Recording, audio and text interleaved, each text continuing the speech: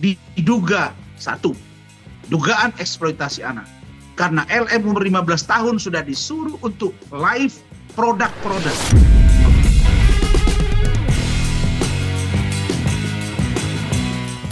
Coba Anda cari Wikipedia.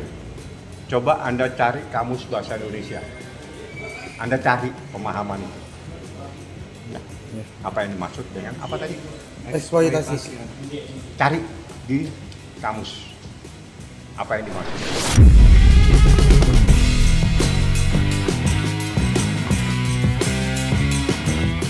Ya, kalau buat huruf A itu gue udah tahu juga. Karena sebelum pacaran sama gue kan, gue tahu dia lagi dekat sama gue.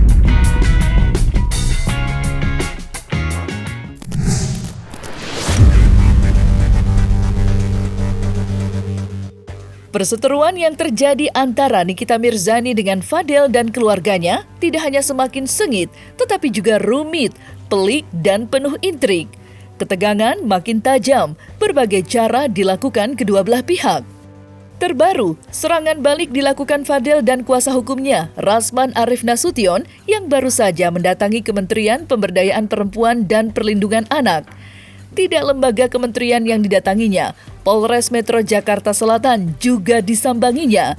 Rasman menuding Nikita telah melakukan eksploitasi anak.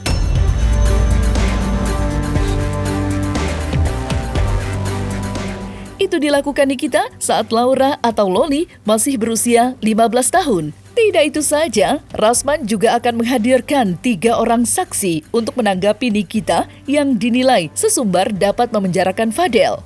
Lantas, apa kata kedua belah pihak menanggapi polemik yang terjadi saat ini?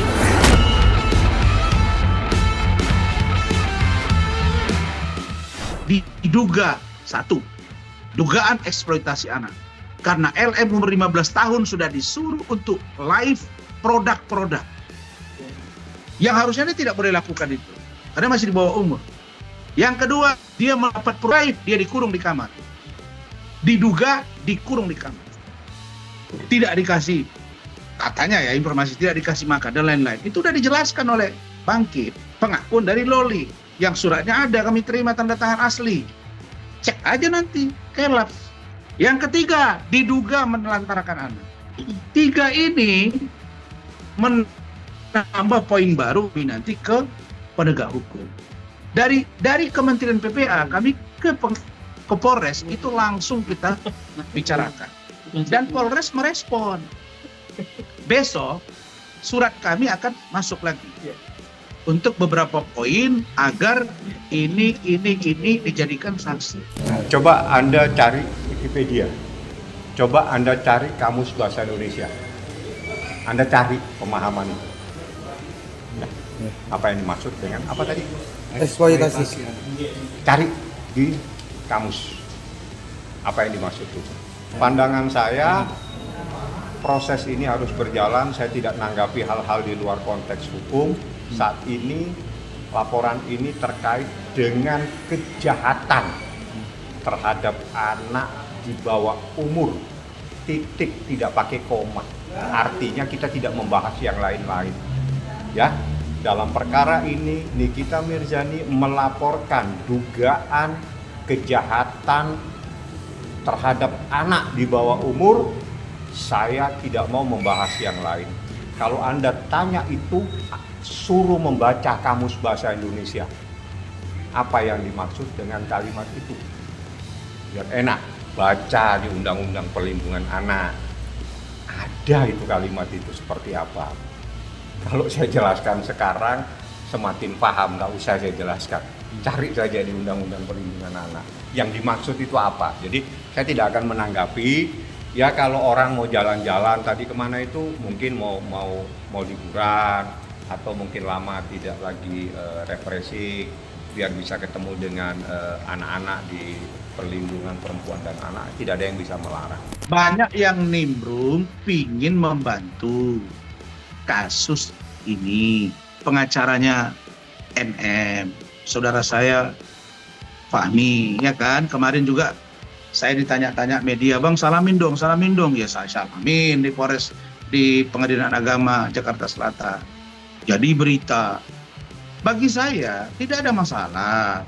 Tapi saya kaget juga, kok bolak-balik rekan saya ini ngomongnya itu ngawur. Apa yang ngawur? Saya lihat tadi wawancara di sana beberapa media, dia bilang begini, itu kalau mereka datang ke Kementerian PPA, mungkin mereka itu kurang refreshing, kurang rileks. Dan itu Kementerian PPA itu saya pastikan tidak akan bisa. Karena itu sangat safety. Jadi kalau pengacaranya ngomong, tadi saya baca ini di komen ya, asih itu aja lu ngomong. Udah di sini mereka. Yang kedua, mereka bilang, ini cocoknya NM yang dilaporin. Justru kami mendapat pencerahan dari diskusi di Kementerian PPA itu, kami mengambil tindakan hukum. Kalau saya jelaskan semakin pinter nanti. Jelasin aja nggak apa-apa. Tidak perlu saya jelaskan. Yang jelas, kalau sampai kebingungan atas apa yang dilaporkan sama Nikita, mereka sekarang masih meraba-raba, saya kasih ilustrasi kejadian bahwa kejadian yang sebenarnya itu adalah kejadian di Indonesia, kejadiannya di Jakarta, dengan bukti-bukti yang sangat kuat, artinya buktinya itu dengan saksi dan bukti tertulis yang lainnya. Jadi kalau bercerita yang lain, saya pikir tidak ada relevansinya, saya tidak mau menanggapi. Tapi kalau memang lagi ingin mengajak orang lain mau jalan-jalan di Indonesia, berwisata, saya pikir tidak ada yang bisa melarang. Saran saya jangan hanya dibawa jalan-jalan di Jakarta, bawa juga mungkin ke Bali, kemana, di tempat-tempat wisata yang lainnya. Itu kan mau dibawa jalan-jalan, bawa saja, nggak ada yang larang. Tapi persoalannya nggak ada relevansinya. Jauh, saya nggak yakin itu surat dari siapa. Karena yang saya tahu, Laura itu di save house tidak ada yang bisa menyentuh dia. Jadi dia dalam keadaan aman dan diamankan dalam keadaan sangat aman sekali. Jadi tidak mungkin ada yang bisa berkomunikasi, menyentuh, mendapatkan dokumen apapun. Jadi saya pikir itu mungkin halusinasi saja. Yang kedua, terkait dengan kedatangan di suatu instansi mungkin lama tidak refreshing. Jadi kita tidak bisa melarang orang kalau mau refreshing jalan-jalan di Dinas Perlindungan Perempuan dan Anak, karena di situ kan banyak anak kecil, tempatnya anak-anak di situ, jadi mungkin mau refreshing di sana, bermain-main, kan tidak ada yang bisa kita larang. Masa kami pergi ke Kementerian PPA dibilang kami ini kurang refreshing? Justru dia yang perlu refreshing sekarang. Sejak ini laporan, di situ aja kerja dia, saya entah kemana-mana udah.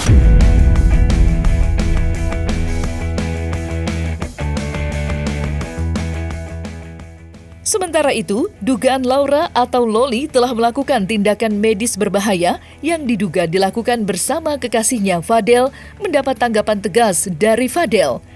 Dalam pernyataan terbarunya, Fadel menyebut jika Loli pernah menjalin asmara dengan seseorang berinisial A. Lantas, siapakah sosok A? Mungkinkah erat kaitannya dengan kasus dugaan aborsi yang terjadi saat ini?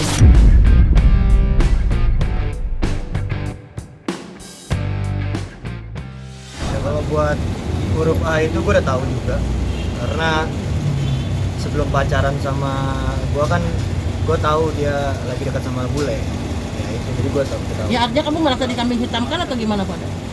Ya kalau merasa dikambing hitamkan, ya lihat nanti aja gimana ke depannya. Kalau merasa dikambing hitamkan ya selalu disampaikan oleh kuasa hukum, oleh MM.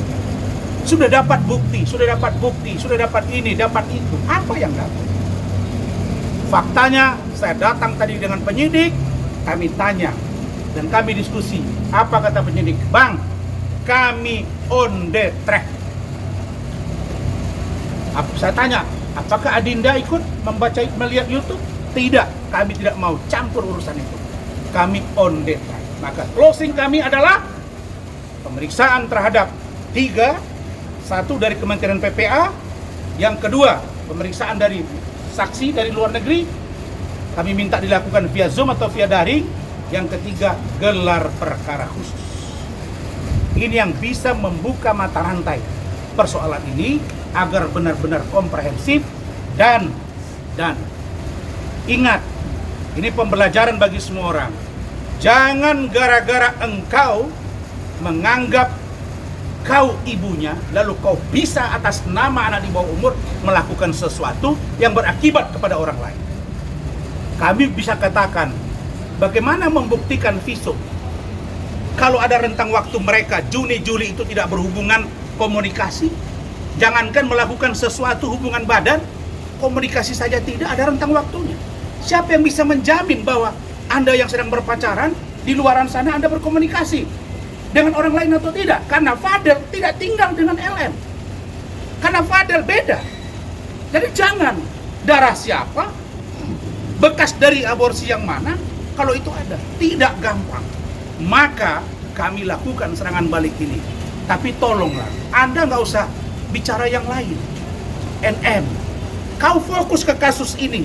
Mungkin ini adalah minggu-minggu terakhir ya, Fadel, kau menikmati tidur di atas kasur, ya, di dalam rumah.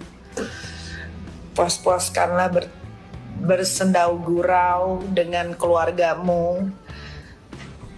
Puas-puaskanlah kau joget-joget. Teruntuk ya, Fadel, kau terima ganjaranmu atas apa yang sudah kau lakukan, ya.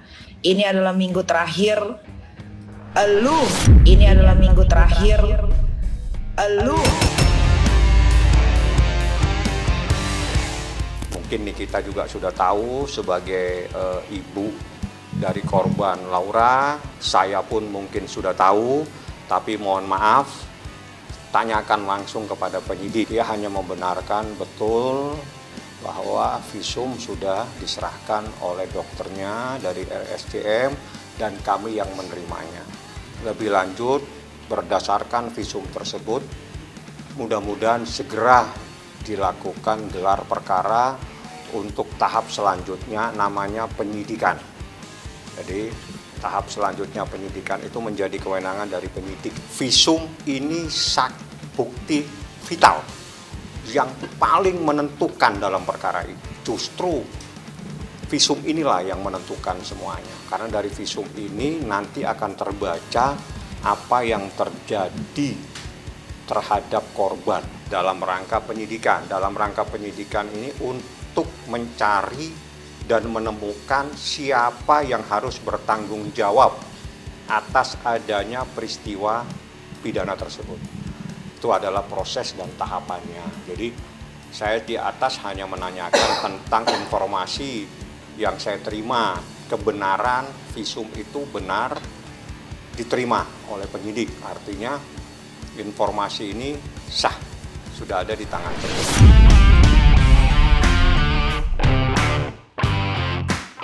Di sisi lain, Rasman memberikan pernyataan keras atas beredarnya kabar yang menyebutkan jika Polres Metro Jakarta Selatan telah memeriksa dokter yang diduga telah melakukan aborsi terhadap Loli. Tersebar luasnya pemberitaan tersebut membuat Rasman menghubungi Humas Polres Metro Jakarta Selatan untuk meminta kebenaran dari pemberitaan tersebut. Kekesalan Rasman atas munculnya pemberitaan tersebut tidak lepas dari kecurigaan Rasman terhadap kuasa hukum Nikita Mirzani yang kerap menyambangi Polres Metro Jakarta Selatan. Lantas seperti apa Rasman menanggapi kabar simpang siur tersebut?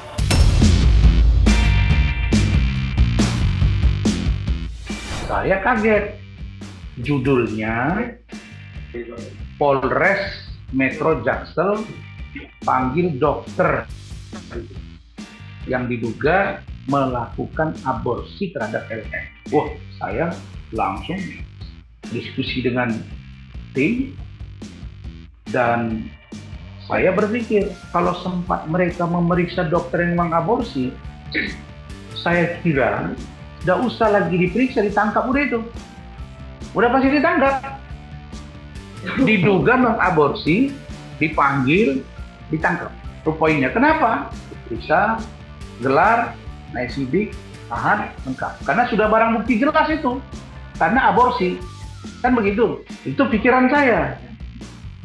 Pikiran yang kedua, yang berbicara ini Kasih Humas, adik saya, Tapi Nurma.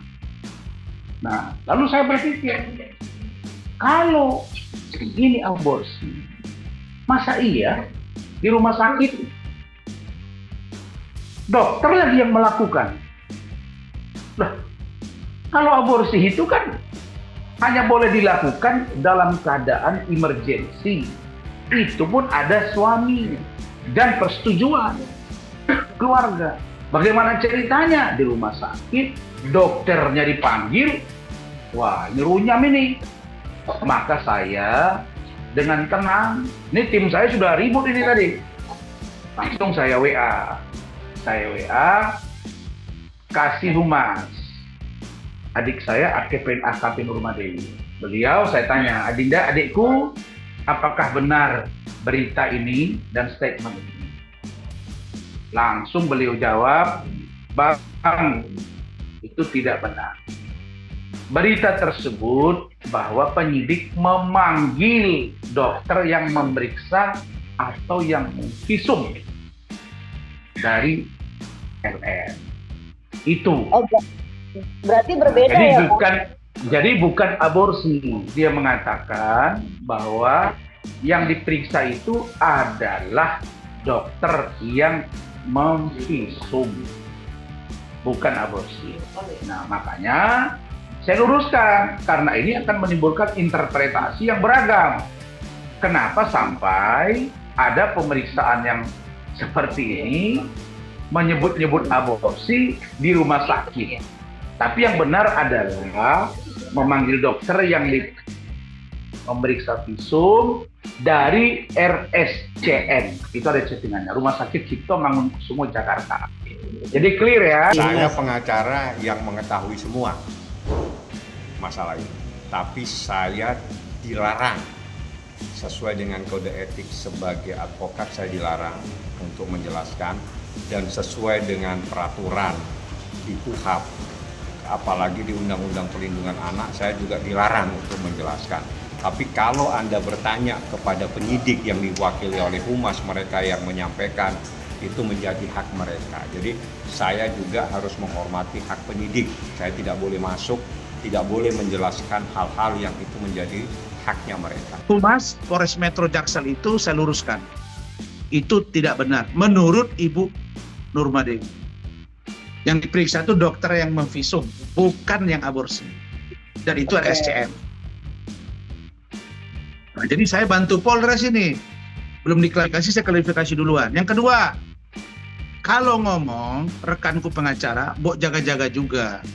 Jangan nanti jadi barbar RSCM gitu loh. Kita yang lagi menjalankan tugas ini atas permintaan klien. Ada diatur dalam Undang-Undang Advokat nomor 18 tahun 2003, pasal 16, pasal 18. Tapi kalau kita sudah keluar koridor berulang-ulang, wah ini bisa. Tapi kita akan pakai etik laporkan saya. Ada yang menggembirakan, ada yang berita bagus. Capek saya. Dan mengejutkan. Saya jadi terkejut-kejut saya. Apa yang terkejut ini? Visum itu adalah hal yang akan berbicara. Visum itu berbicara bahwa di dalam tubuh seseorang apa yang terjadi. Dalam visum itu juga menjelaskan apa yang terjadi. Jadi visum itu adalah sesuatu yang bisa menyampaikan apa yang terjadi. Itu visum. Yang lain silakan tanggap. Saya hanya membantu Anda untuk menyampaikan visum itulah kunci dari persoalan ini. Visum yang bisa menjelaskan apa yang terjadi terhadap seseorang. Ya, jadi penyidik sudah menerima hasil visum. Ya, kemarin penyidik sudah menerima hasil visum dari RSCM. Hasil visumnya keseluruhan sudah di penyidik. Ya, sudah diterima oleh penyidik PPA Polres Jakarta Selatan.